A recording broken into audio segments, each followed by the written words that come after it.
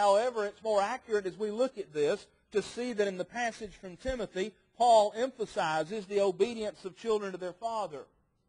But then as he writes to Titus, he emphasizes the obedience of children to their parent, or rather to God, the Heavenly Father. And think about it. If children are obedient to one, will they not be obedient to the other?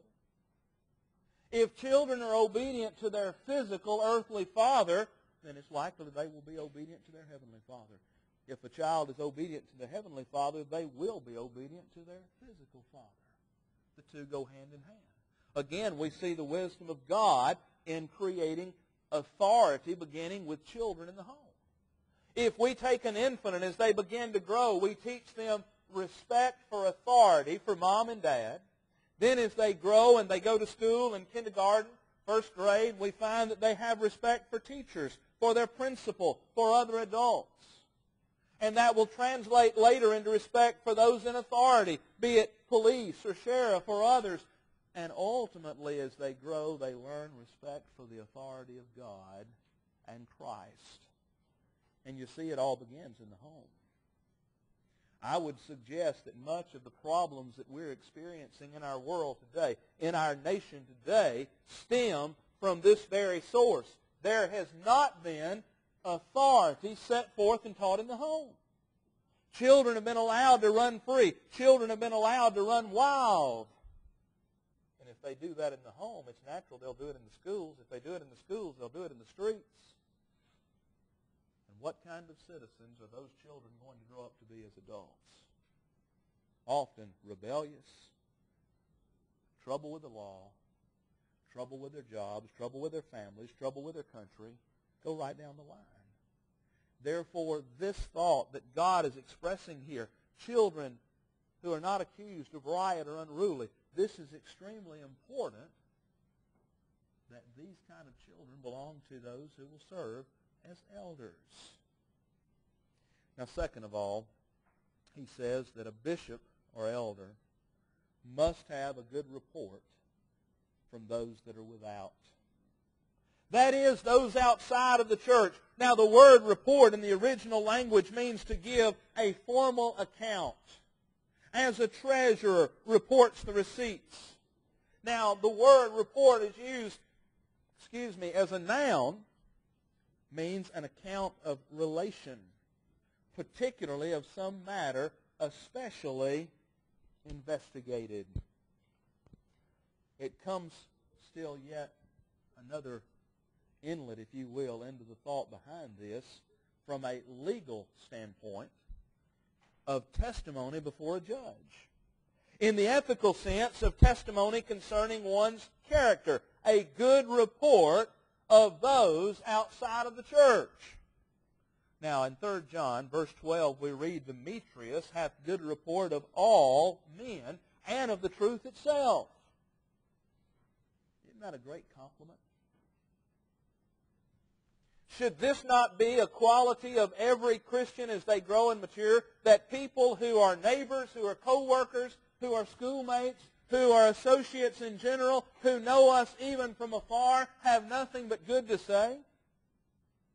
Instead of when they see us drive by, they say, boy, there goes a rascal. He's a troublemaker. I sure don't want to be around him. Why, have you heard the latest? You see, a person who has that kind of reputation would destroy the Lord's church from within. Instead, elders are to have a good report from those that are without. Now, any Christian who conducts himself in the manner just described, an ungodly way, is a hindrance to the cause of Christ.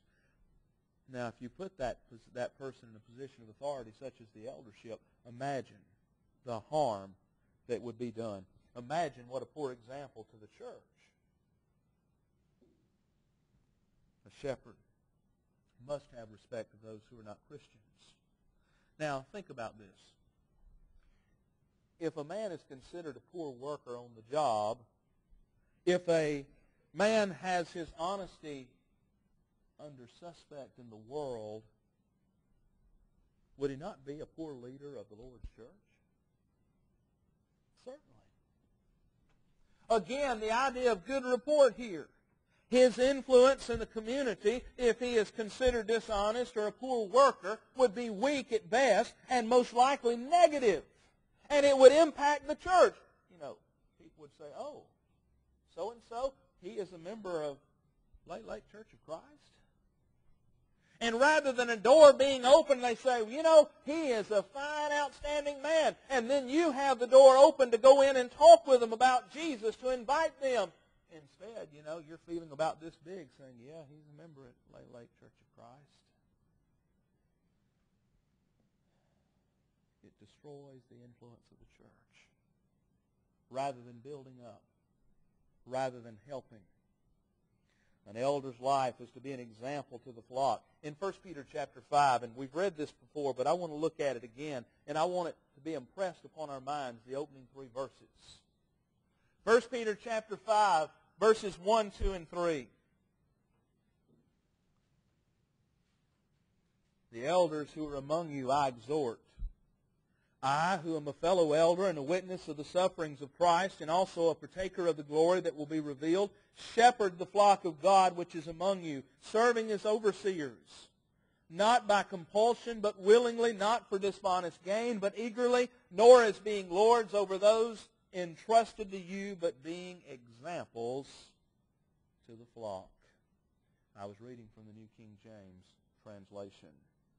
Notice there that point driven home, being examples to the flock. Now, every Christian ought to live so that we're an example before one another.